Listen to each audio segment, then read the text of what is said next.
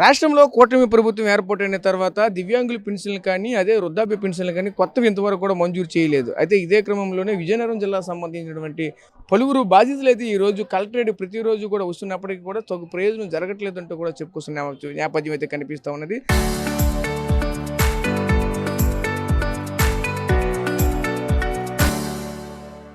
ప్రస్తుతం కదా మనం చూడొచ్చు. ప్రస్తుతం ఓ వృద్ధుడే వైపు వయస్సు రీత్యా చూసుకునే సరే 60 సంవత్సరాలు పూర్తి అయిపోయాయి.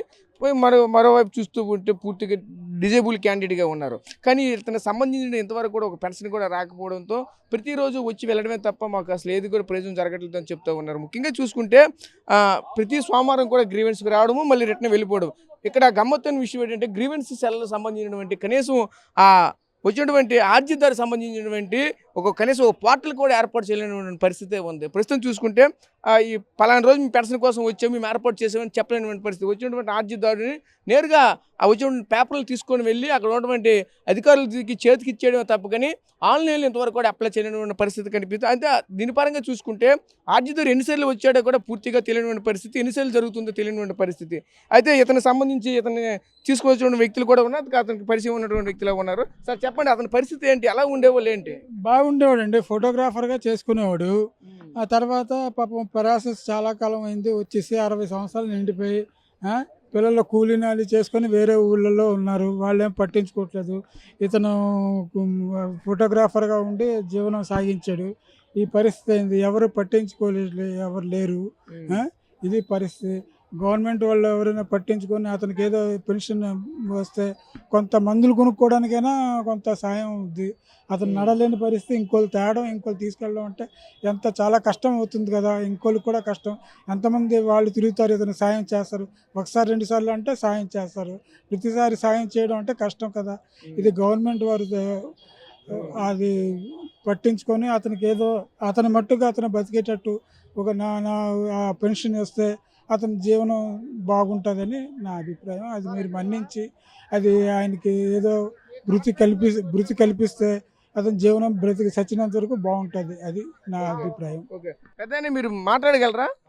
ఓకే, ప్రస్తుతం మీ పరిస్థితి ఎలా ఉంది? వయసు రీత్యా 60 సంవత్సరాలు పూర్తి అయిపోయి అంటున్నారు, 62 సంవత్సరాలు అయిపోయాయి, కానీ వృద్ధాప్య పెన్షన్ కూడా లేదు, ఏమీ లేదు. అలాగని డిజేబుల్ పెన్షన్ కూడా రాలేదు, ఏది రావటం లేదు. మరి ఇప్పుడు ఎన్నిసార్లు ప్రతి సోమవారం మేము చూస్తూనే ఉన్నాం, కనిపిస్తూనే ఉన్నారు, వెళ్తూనే ఉన్నారు, అంతే. వచ్చి రావడం వెళ్ళిపోవడం తప్ప కానీ అక్కడ ఏం జరగటం లేదు, ఏది రావటం లేదు. ఇంకా పెడతారా అని అంటున్నారు. మీరు ఇచ్చిన కంప్యూటర్లు ఎంటర్ చేస్తున్నారా, మీకు వాళ్ళు చూపిస్తున్నారా? లేదు లేదు, వాళ్ళ కంప్యూటర్లు చేతి తీసుకుంటున్నారు కాగితాలు. ఓకే, కాగితాలు తీసుకుంటున్నారు, వెళ్ళిపోమంటున్నారు, మళ్ళీ వచ్చేటప్పుడు చెప్తాం పంపించేస్తున్నారు. అదే పంపిస్తాం అంటారు కానీ మరి ఏం పంపించడం లేదు. అది మీరు మీ వంతుగా ప్రభుత్వానికి ఏం కోరుకుంటారు, ఏం చెప్తారు? ఏవి ప్రభుత్వం దయ వల్ల ఏవికే ఇస్తే అది మరి పెన్షన్ పెట్టాము, ఏంటి పెన్షన్ పెట్టాము, మరి నడలేకపోతాను. ఎంట్రిప్లు వచ్చినా నడలేను, చేయలేను, ఎవరు సాయం చేసిన వాళ్ళు లేరు. అది ఓకే, మీరు ఏ ఊరు? ఎక్కడైనా ఈ ఊర్లోనేనండి, శంకరవీధి, విజయనగరం శంకరవీధి. మరి రోజు అక్కడి నుంచి ఎలాగ వస్తున్నారు? ప్రతి వారం మీరు వస్తున్నారు, మేము చూస్తున్నాం, మరి ఎలా వస్తున్నారు? ఎవరో ఒకరు దిగబెడతారండి. సో చూసాం కదా, ఈ వ్యక్తి పరిస్థితి అయితే చాలా దారుణంగా ఉంది. వృద్ధుడు, నడలేనటువంటి నేపథ్యం పరిస్థితిలో ఉన్నారు. ఇలాంటి వృద్ధులు ప్రతిరోజు కూడా కలెక్టరేట్కి వస్తూనే ఉంటారు.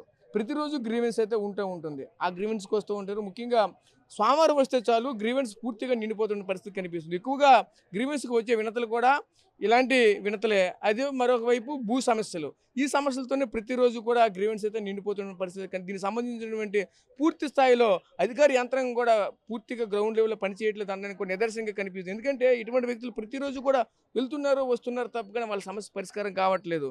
దీనికి సంబంధించి ముఖ్యంగా ప్రత్యేకించి పోర్టల్ ప్రతి ఏ విషయానికి, ఒక ల్యాండ్ విషయంకి వస్తే వెంటనే పీజీఆర్ఎస్లో ఎంటర్ చేస్తూ ఉన్నారు, లేదా ఇంకో సమస్య వస్తే వెంటనే పీజీఆర్ఎస్లో ఎంటర్ చేస్తూ ఉన్నారు. కానీ ఇలాంటి పెన్షన్ కావాలి అని చూస్తే సామాజిక పెన్షన్ సంబంధించి కానీ, వృద్ధాప్య పెన్షన్ సంబంధించి కానీ, వితంతు పెన్షన్ సంబంధించి కానీ, ఇలా వికలాంగుల పెన్షన్ సంబంధించి వాళ్ళకి వస్తే మాత్రం పూర్తిగా పోర్టల్ పూర్తిగా లేదు, మీరు పట్టుకొని లోపలికి వెళ్ళి అధికారులకు ఇచ్చేయండి అంటూ కూడా చెప్తున్నారు తప్ప కానీ వాళ్ళకి సంబంధించిన ఏదో కూడా పూర్తి స్థాయిలో అధికారులు కూడా పట్టించుకునే పరిస్థితి కనిపి. ఎందుకంటే వాళ్ళకు కూడా ప్రభుత్వం నుంచి ఆదేశాలు వస్తేనే వాళ్ళు చేయగలరు.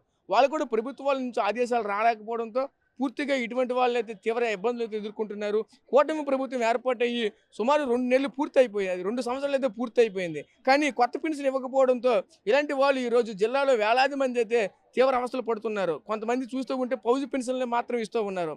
అంటే ఇంతవరకు పెన్షన్ వచ్చినటువంటి వాళ్ళకి వాళ్ళ తాలూకా ఎవరైతే బంధువు ఉంటారో అంటే వాళ్ళ భర్త కానీ భార్య కానీ ఎవరైతే ఉంటారో వాళ్ళకి మాత్రమే వస్తూ ఉన్నాయి. మిగతా వాళ్ళకైతే రానిటువంటి నేపథ్యం అయితే కనిపిస్తుంది. ఇటువంటి వాళ్ళపైన ఇప్పటికే ప్రభుత్వం ప్రత్యేక దృష్టి సాధించి వీళ్ళకి సంబంధించిన పెన్షన్ ఇప్పించగలిగితే వాళ్ళ భవిష్యత్తు అయితే బాగుంటుందంటే చెప్తుంది. ఎందుకంటే కనీసం మందులు కొనుక్కోవడానికి కూడా వాళ్ళకి డబ్బు లేనటువంటి నేపథ్యం అయితే కనిపిస్తుంది. దీనిపైన ప్రత్యేకంగా శ్రద్ధ చూపించి ఇప్పటికైనా సరే ప్రభుత్వం వాళ్ళకి మేలు చేకూరే విధంగా ముందుకు వెళ్తే బాగుంటుందంటూ చెప్పుకొస్తున్నారు. కెమెరా పర్సన్ నాయుడు రాజు, సార్ టీవీ, విజయనగరం జిల్లా.